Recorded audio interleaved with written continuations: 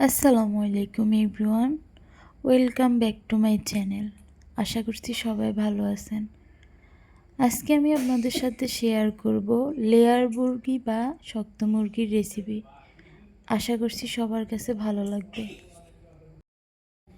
এখানে আমি 1 কেজি পরিমাণ মুরগির মাংস কেটে ধুয়ে পরিষ্কার করে নিয়েছি। আজকের মুরগিটা আমি প্রেসার কুকারে রান্না করব, যাতে তাড়াতাড়ি সিদ্ধ এবং নরম হয়ে যায়। তারপর চুলার উপরে একটি প্রেসার কুকার বসিয়ে দিলাম। এর মধ্যে পরিমাণ মতো তেল দিয়ে 2টা তেজপাতা, 4 থেকে 5টা এলাচ, 3 টুকরো দারচিনি দিয়ে দিলাম। মশলাগুলোকে কিছুক্ষণ নেড়ে ছেড়ে এখানে 1 কাপ পরিমাণ পেঁয়াজ কুচি দিয়ে দিলাম।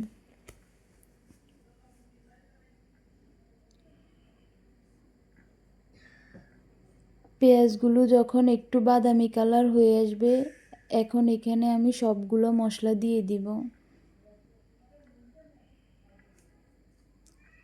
এখানে 2 টেবিল চামচ রসুন বাটা, 1 টেবিল চামচ আদা বাটা, 2 টেবিল চামচ মরিচের গুঁড়া, 2 টেবিল চামচ জিরার গুঁড়া আর 1 টেবিল চামচ হলুদের গুঁড়া দিয়ে দিলাম। এভাবে মশলাগুলোকে প্রেসার কুকারে কষিয়ে রান্না করলে মাংসের টেস্টটা ভালো আসে।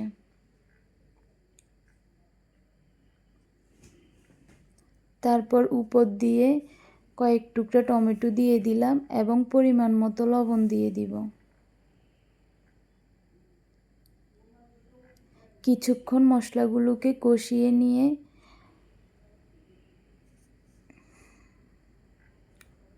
4 থেকে 5টা কাঁচামরিচ দিয়ে দিব। তারপর ধুয়ে রাখা মুরগিগুলো এখানে দিয়ে দিব। মুরগিগুলোকে ভালো করে নেড়ে চেড়ে মশলার সাথে মিশিয়ে নিব। এভাবে কিছুক্ষণ কষিয়ে নিতে হবে মুরগিগুলোকে। তারপর প্রেসার কুকারের ঢাকনা লাগিয়ে দিব। এভাবে 7 থেকে 8টা শিস দিলে মুরগির মাংসগুলো কষানো হয়ে যাবে। মুরগির মাংসগুলো যখন এভাবে কষিয়ে নিব, তার কষিয়ে নেওয়ার পরে উপর দিয়ে কয়েক টুকরা আলু দিয়ে দিব।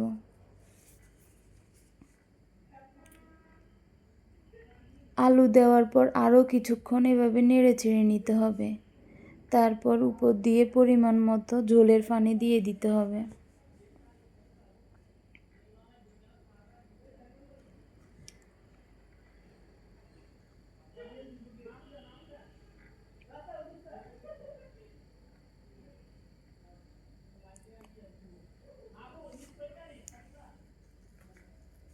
ঝোলের পানি দেওয়ার পর প্রেসার কুকারের ঢাকনা আবার লাগিয়ে দিতে হবে।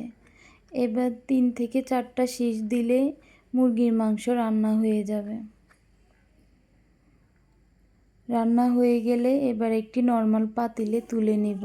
এরপর উপর দিয়ে কিছু ধনেপাতা দিয়ে দিব।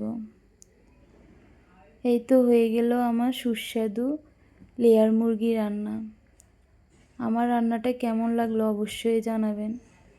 সবাই ভালো থাকবেন। আল্লাহ হাফেজ।